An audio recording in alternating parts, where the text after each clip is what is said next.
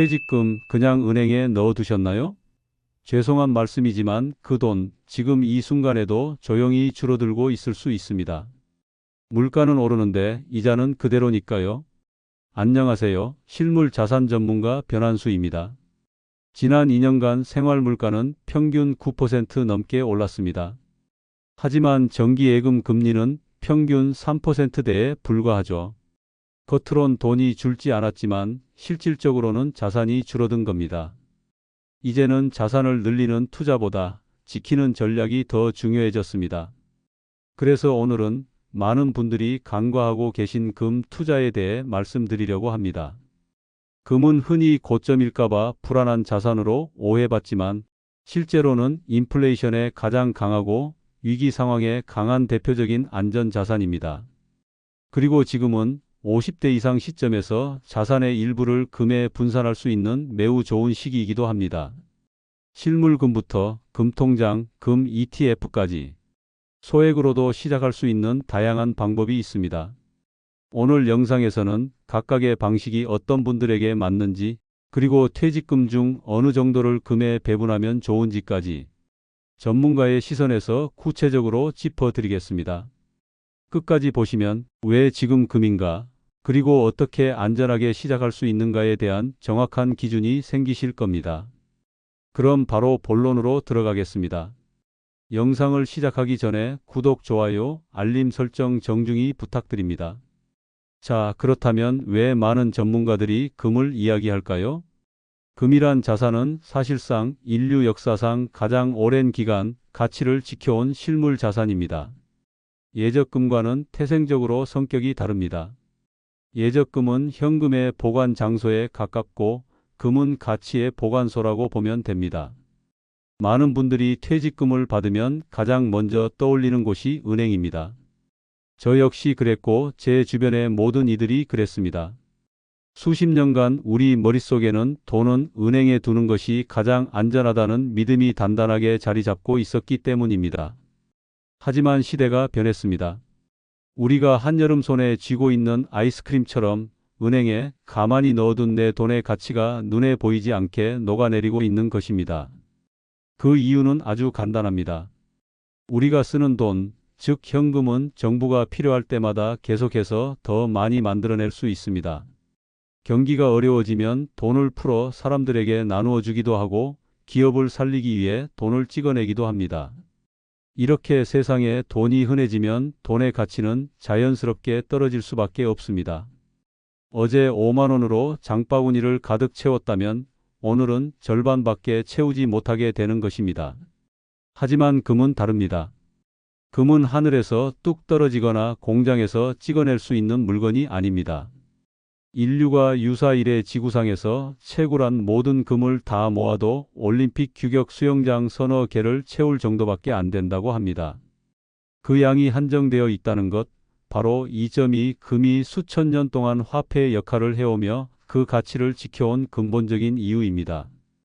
역사는 이러한 금의 가치를 아주 정직하게 증명해주고 있습니다. 지금으로부터 10여 년 전 2008년을 기억하십니까? 미국의 거대 은행이 무너지면서 전 세계가 금융위기의 공포에 휩싸였습니다. 평생 직장이라 믿었던 회사에서 동료들이 떠나가고 자식들 대학 등록금이라도 마련해볼까 하고 넣어두었던 주식계좌는 반토막 나던 바로 그 시절 말입니다. 그때 모든 것이 무너져 내리는 것 같던 상황 속에서 유독 빛나던 자산이 하나 있었습니다. 바로 금이었습니다. 주식과 부동산 가격이 폭락할 때 사람들은 가장 안전한 곳을 찾아 돈을 들고 몰려들었고 금값은 오히려 크게 오르며 위기 속에서 자산을 지키는 든든한 방패가 되어 주었습니다. 시간이 흘러 2020년 우리는 또 한 번의 위기를 겪었습니다. 전 세계를 멈추게 한 팬데믹 사태였습니다. 내일 당장 무슨 일이 일어날지 모른다는 불안감, 그리고 각국 정부가 경제를 살리기 위해 엄청난 양의 돈을 풀면서 사람들은 다시금 현금의 가치에 대해 의심하기 시작했습니다. 그리고 다시 금이 주목받았습니다. 갈 곳을 잃은 돈들이 역사상 가장 믿을 수 있는 피난처인 금으로 모여들면서 금값은 역사상 최고치를 기록하기도 했습니다. 가장 최근인 2022년도 마찬가지입니다. 가파르게 오르는 물가를 잡기 위해 금리를 급격하게 올리는 금리 쇼크가 왔을 때도, 전쟁과 같은 지정학적 위기가 터졌을 때도 사람들은 본능적으로 금을 찾았습니다. 은행 이자가 높아져도 그보다 더 무섭게 오르는 물가 상승률을 보며 사람들은 이름만 있는 숫자가 아닌 손에 쥘 수 있는 실물의 가치를 더 신뢰했던 것입니다. 제가 이렇게 과거의 사례를 길게 말씀드리는 이유는 단 하나입니다. 금 투자는 단순히 돈을 더 많이 벌기 위한 수단이 아니라는 점을 강조하기 위해서입니다. 금은 내 자산을 불려주는 공격수가 아니라 위기의 순간에 내 모든 것을 지켜주는 가장 듬직한 수비수와 같습니다. 그래서 금 투자를 할 때는 이런 마음을 가지셔야 합니다. 안 오르는 게 아니라 안 떨어지는 게 강한 것이다. 주식처럼 하루에 10%, 20% 오르는 짜릿함은 없을지 모릅니다.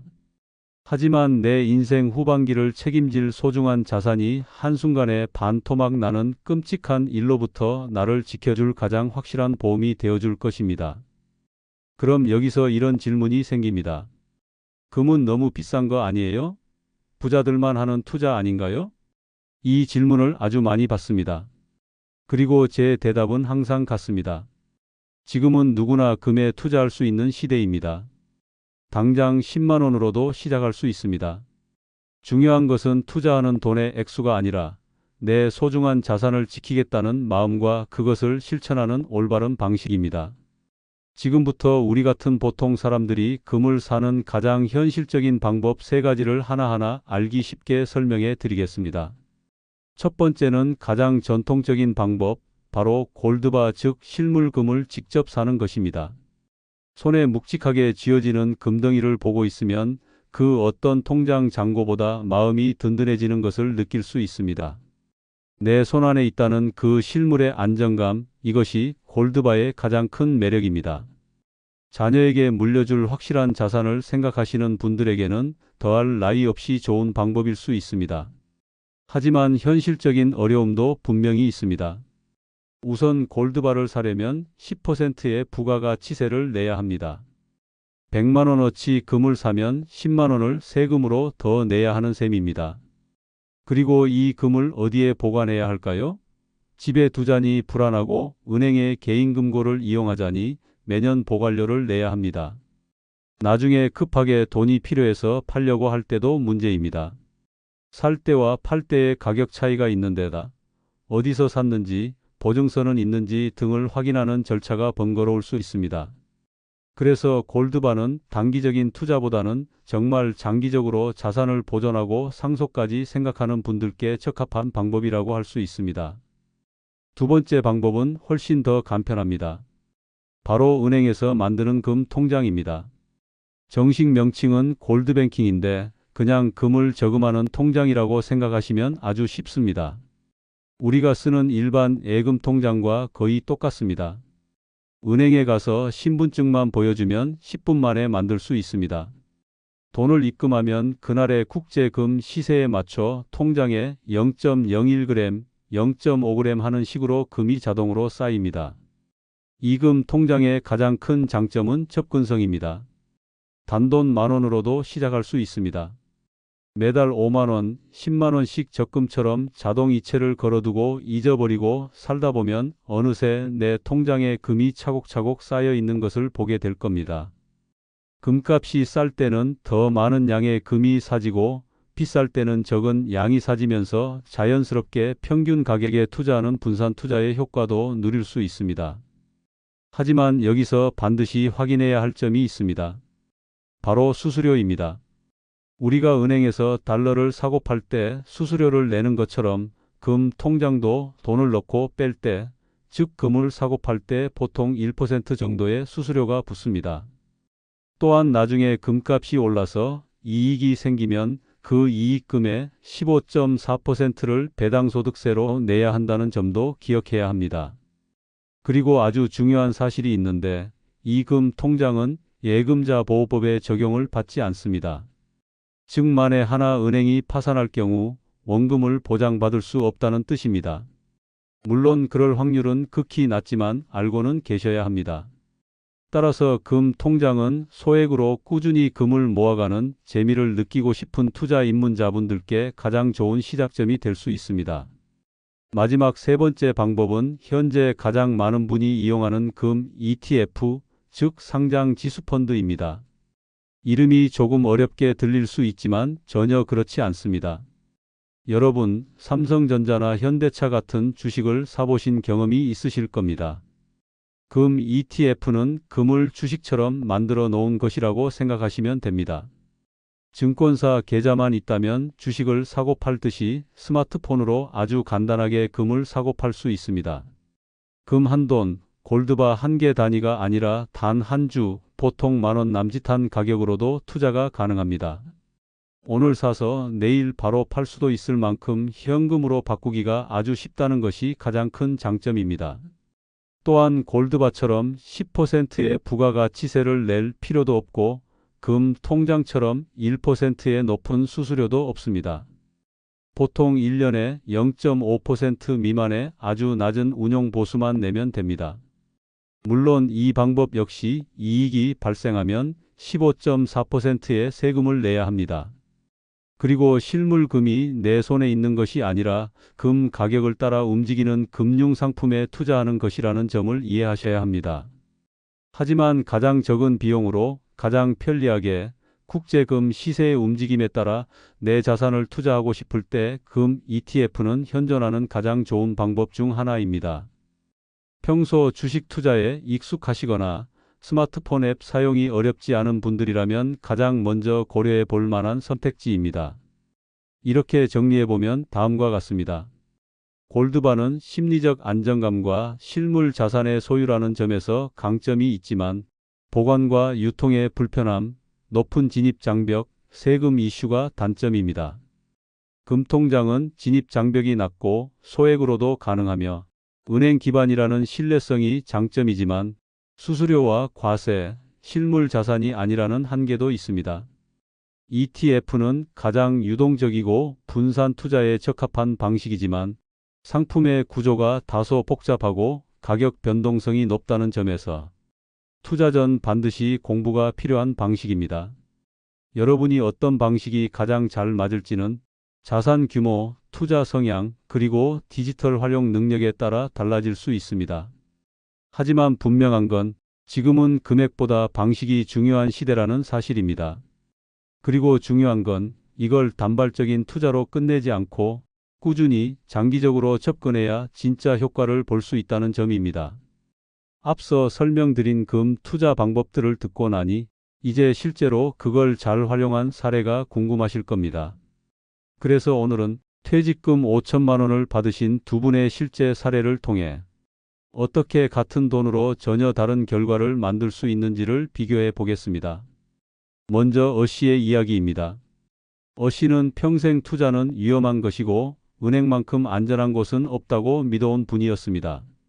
그래서 한치의 망설임도 없이 퇴직금 5천만 원 전부를 당시 가장 금리가 높았던 연 3.5%짜리 정기예금에 2년간 묶어두었습니다. 어씨는 통장에 찍힌 숫자를 보며 마음의 평화를 얻었습니다. 적어도 원금을 잃을 일은 없으니 이것이 최선의 선택이라고 굳게 믿었습니다. 2년이라는 시간이 흘렀습니다. 어씨의 통장에는 원금 5천만 원과 함께 세금을 떼고 난 후의 이자가 붙어 약 5,300만 원에 가까운 돈이 들어 있었습니다. 숫자만 보면 분명 돈이 늘어난 것이 맞습니다. 어씨도 처음에는 만족했습니다. 하지만 어씨는 시장에 갈 때마다 고개를 갸웃거리게 됩니다. 2년 전 10,000원이면 살 수 있었던 과일 한 상자가 이제는 15,000원을 줘야 하고 부부가 외식 한번 하려면 3만 원으로 어림도 없게 된 것입니다. 분명 은행에 넣어둔 내 돈은 300만 원이 불어났는데 왜 내 삶은 오히려 더 팍팍해진 것만 같을까요? 어씨는 알지 못했습니다. 그가 은행에서 3.5%의 이자를 받는 동안 세상의 물가는 연평균 4%가 넘게 올라버렸다는 사실을 말입니다. 어씨의 돈은 겉으로는 늘어났지만 그 돈으로 살 수 있는 물건의 양, 즉 실질적인 가치는 오히려 줄어든 셈이었습니다. 이번에는 B씨의 이야기를 들어보겠습니다. B씨 역시 어씨처럼 매우 신중한 성격이었습니다. 하지만 그는 은행만이 정답은 아닐 수 있다는 생각을 했습니다. 물가가 오르는 속도가 심상치 않다는 것을 피부로 느끼고 있었기 때문입니다. 그래서 고민 끝에 결단을 내렸습니다. 퇴직금 5천만 원 중에서 70%인 3,500만 원은 어씨와 똑같이 안전한 정기예금에 넣었습니다. 그리고 나머지 30%인 1,500만 원으로는 앞서 설명해 드린 금 ETF, 즉 주식처럼 거래되는 금 펀드를 매수했습니다. 그리고 어씨와 똑같이 2년이라는 시간이 흘렀습니다. B씨의 예금 통장 역시 3,500만 원이 세후 이자와 함께 약 3,700만 원 정도로 불어나 있었습니다. 그런데 놀라운 일이 벌어진 것은 바로 금에 투자한 1,500만 원이었습니다. 그가 금을 산 이후 2년간 세상의 불안정성과 인플레이션 우려로 금값은 꾸준히 상승하여 약 25%가 넘게 올랐습니다. 1,500만 원이었던 그의 금 자산은 세금을 제외하고도 1,800만 원을 훌쩍 넘어서게 된 것입니다. 결과적으로 B씨의 총 자산은 예금 3,700만 원과 금 자산 1,800만 원을 합쳐 5,500만 원이 되었습니다. 어씨보다 200만 원이나 더 많은 결과였습니다. 하지만 여기서 정말 중요한 것은 단순히 돈이 200만 원 더 많아졌다는 사실이 아닙니다. B씨가 느낀 감정은 돈이 엄청나게 늘었다는 흥분감이 아니었습니다. 무섭게 오르는 물가 속에서 내 자산의 가치가 줄어들지 않았다는, 오히려 물가 상승률을 이겨내고 내 소중한 돈의 힘을 지켜냈다는 깊은 안도감이었습니다. 돈이 늘어난 것이 아니라 안 줄었다는 것. 이것이야말로 우리 50대 이상에게 가장 필요한 마음의 평화가 아닐까요? 두 친구의 이야기는 우리에게 아주 중요한 교훈을 줍니다. B씨의 성공은 운이 좋아서가 아니었습니다. 그는 아주 간단하지만 누구도 알려주지 않았던 몇 가지 중요한 원칙을 지켰기 때문에 가능했습니다. 지금부터 여러분의 자산을 지켜줄 황금 같은 투자 원칙들을 하나씩 알려드릴 테니 꼭 마음에 새겨두시길 바랍니다. 그 첫 번째 원칙은 바로 절대 한 번에 모든 것을 걸지 말라는 것입니다. 우리는 이것을 분할 매수라고 부릅니다. 많은 분들이 금 투자를 망설이는 가장 큰 이유가 바로 이것입니다. 지금 금값이 너무 높은 꼭대기는 아닐까? 내가 사자마자 가격이 뚝 떨어지면 어떡하지? 라는 불안감 말입니다. 충분히 이해가 가는 걱정이고 아주 당연한 마음입니다. 그렇기 때문에 우리는 영리하게 나누어 사는 지혜가 필요합니다. 예를 들어 금에 1천만 원을 투자하기로 마음먹었다면 이걸 한 번에 다 사지 않는 것입니다. 대신 매달 100만 원씩 10달에 걸쳐서 꾸준히 사 모으는 겁니다. 어떤 달에는 금값이 조금 비쌀 수도 있고 어떤 달에는 운 좋게 저렴할 수도 있을 겁니다. 이렇게 시간을 나누어 꾸준히 사다 보면 결국 나는 평균 가격에 금을 사게 되는 효과를 얻습니다. 한순 간의 감정으로 가장 비싼 가격에 모든 돈을 투자해버리는 위험을 막아주는 가장 확실하고 안전한 장치입니다. 마치 우리가 매달 꼬박꼬박 적금을 붓는 것과 같은 이치입니다. 두 번째 원칙은 내 전체 자산에서 금이 차지하는 비중을 정하는 것입니다. 금이 아무리 좋은 안전자산이라고 해서 내 모든 재산을 금에 투자하는 것은 결코 현명한 방법이 아닙니다. 달걀을 한 바구니에 모두 담지 말라는 격언처럼 우리의 자산도 여러 곳에 나누어 두어야 합니다. 전 세계의 수많은 자산 전문가들이 공통적으로 권장하는 금의 비중은 전체 자산의 10%에서 최대 20% 사이입니다. 예를 들어 내가 가진 총 자산이 3억 원이라면 그중 10%인 3천만 원에서 20%인 6천만 원 정도를 금이라는 든든한 보험에 들어둔다고 생각하시면 됩니다. 이 정도의 비중은 평소 주식이나 부동산 시장이 좋을 때는 큰 수익을 방해하지 않으면서도 2008년 금융위기와 같은 예상치 못한 위기가 닥쳤을 때 내 전체 자산이 무너지는 것을 막아주는 아주 훌륭한 버팀목 역할을 해줄 것입니다. 여러분의 자산 포트폴리오라는 밥상의 맛과 영양의 균형을 잡아주는 잘 익은 김치 같은 존재가 바로 금인 것입니다. 세 번째 원칙은 내가 투자하는 상품의 아주 작은 비용까지 이해해야 한다는 점입니다. 특히 앞서 설명드린 금 ETF에 투자할 때 중요한 부분입니다. 주식과 달리 금 ETF는 배당금이 나오지 않습니다. 대신 1년에 한 번씩 아주 적은 금액의 보수, 즉 보관비와 수수료를 떼어갑니다. 마치 우리가 금을 안전하게 보관해주는 거대한 금고 회사에 아주 약간의 관리비를 내는 것과 같습니다. 이 비용은 상품마다 다르지만 보통 1년에 0.5% 안팎으로 매우 저렴한 편입니다. 1천만 원을 투자했다면 1년에 5만 원 정도의 비용이 드는 셈입니다. 은행 개인금고 이용료보다 훨씬 저렴하지만 이런 작은 비용이 존재한다는 사실을 미리 알고 투자하는 것과 모르고 나중에 확인하는 것은 마음의 준비에서 큰 차이가 있습니다. 마지막으로 가장 중요한 네 번째 원칙입니다. 금은 단기적인 수익을 좇는 상품이 아니라 장기적인 가치를 보고 묵묵히 지켜나가는 자산이라는 사실을 잊지 않는 것입니다.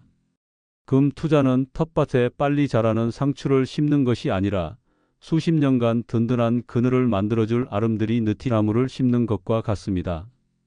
오늘 심고 내일 얼마나 자랐는지 재보는 것은 아무 의미가 없습니다. 금값은 매일 오르고 내릴 수 있습니다. 하지만 우리는 그날그날의 작은 변화에 일희일비해서는 안 됩니다. 대신 5년, 10년 후에도 내 자산의 가치를 굳건히 지켜줄 것이라는 믿음을 가지고 긴 호흡으로 바라봐야 합니다. 짧게는 수개월, 길게는 몇 년간 가격이 오르지 않고 옆으로만 갈 수도 있습니다. 바로 그 시간이 내 돈의 가치를 지키는 인내의 과정이며 금이 수비수로서의 역할을 가장 충실하게 수행하고 있는 시간이라는 것을 이해해야 합니다. 자, 오늘 영상의 핵심은 이 한 문장으로 정리할 수 있습니다. 지금은 돈을 늘리는 것보다 지키는 전략이 더 중요하다는 것입니다. 우리는 늘 자산을 어디에 넣으면 더 많이 벌 수 있을까를 고민합니다. 하지만 은퇴 이후에는 그보다 더 중요한 게 있습니다. 바로 내가 가진 돈의 가치를 얼마나 오래 보존할 수 있는가, 그리고 위기 상황에서도 심리적으로 얼마나 안정감을 가질 수 있는가입니다. 금은 그러한 목적에 가장 부합하는 자산 중 하나입니다. 크게 오르지 않아도 괜찮습니다. 왜냐하면 금의 진짜 역할은 여러분의 퇴직금이나 노후자금이 천천히 사라지는 걸 막아주는 안전판이기 때문입니다. 한 가지 기억해 두셔야 할 건 이제는 누가 더 빨리 시작하느냐가 아닙니다. 누가 더 오래, 더 꾸준하게 유지하느냐가 관건입니다. 오늘 영상이 여러분께 조금이나마 도움이 되셨다면 지금 바로 구독과 좋아요, 알림 설정까지 부탁드립니다. 주변에 퇴직을 앞두셨거나 은퇴 자금을 어떻게 운용해야 할지 고민하고 계신 분이 있다면 이 영상 꼭 공유해 주세요. 여러분의 전파가 누군가에겐 정말 중요한 정보가 될 수 있습니다. 그리고 댓글로도 참여해 주세요. 금 투자에 대해 궁금하셨던 점이 있다면 질문 남겨주시고요.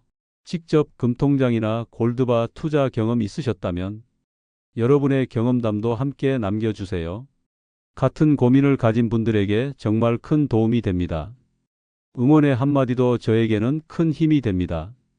그리고 다음 영상에서는 정말 많은 분들이 모르고 계시는 아주 중요한 이야기를 준비했습니다. 가족에게 돈을 보냈을 뿐인데 갑자기 세무조사 대상이 되고 수백만 원의 세금을 물게 되는 일이 실제로 벌어지고 있습니다. 다음 영상에서는 세무조사 피하는 법 5가지를 실제 사례와 함께 아주 쉽게 알려드리겠습니다. 놓치지 마시고 다음 영상도 꼭 시청해 주세요. 감사합니다.